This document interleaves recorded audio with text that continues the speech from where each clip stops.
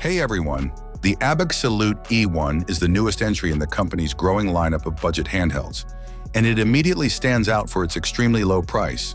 But while affordability is the key selling point, the device is also surrounded by an unusual amount of familiarity.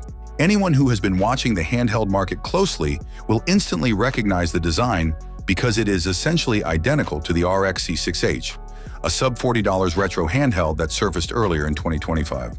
The resemblance is so strong that the E1 feels less like a new creation and more like a refined take on an existing template. Despite this, the E1 marks an important step for Abxylute. After releasing the Abxylute 1, the 1 Pro, and the 3D1, the company is now targeting the entry-level segment with a device priced at just $69. It joins a wave of sub-$100 handheld designed to appeal to casual retro gamers, children, and anyone who wants an inexpensive way to enjoy classic titles without buying into a full-fledged emulator handheld ecosystem. In terms of build and layout, the E1 mirrors the RX 6H completely. From its 3.5-inch 640 by 480 display to the dual speakers, the array of face buttons, and even the port configuration, where Abxylute's model distinguishes itself is in the internal hardware. Instead of the RX 6H's aging Rockchip RK3326 and minimal 1 gig of RAM, the E1 uses the more capable Rockchip RK3566 paired with 2 gigs of RAM. Both chips are quad-core designs, but the RK3566 uses Cortex-A55 cores, which brings a noticeable improvement in performance and efficiency over the Cortex-A35 cores in the older RX 6H. The memory bump also gives the device more breathing room, especially for emulation workloads. While the E1 still isn't meant to compete with mainstream handhelds from Anbernic or Retroid, the improved CPU architecture means smoother navigation, better game loading, and more stability in performance-intensive retro titles. Other specifications remain unchanged, reflecting the budget-focused philosophy behind the device.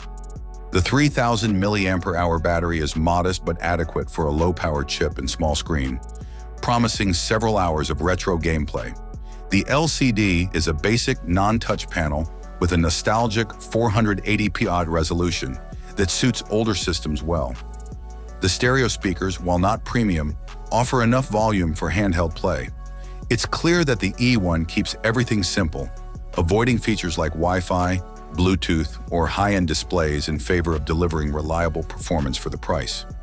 The comparison with the RX 6H is unavoidable because they are nearly the same machine externally. On Amazon, the RX 6H costs about $63 with a 64 gigs SD card included. But even at that price, it becomes hard to justify over the slightly more expensive Abxylute E1, which offers significantly better performance for just a few dollars more. In most cases, choosing the E1 simply makes more sense unless your goal is to spend as little as physically possible. Overall, the Abxylute E1 is an interesting release. It isn't innovative in terms of design, but it brings a meaningful upgrade to a familiar budget handheld formula.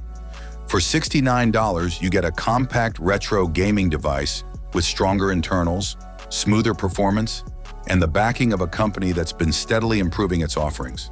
It's not meant to impress enthusiasts who want high-end emulation, but for newcomers, younger users, or anyone who wants a cheap way to revisit old games, the E1 delivers exactly what it promises. Thanks for watching. Don't forget to leave a comment. Have a nice day, and God bless you.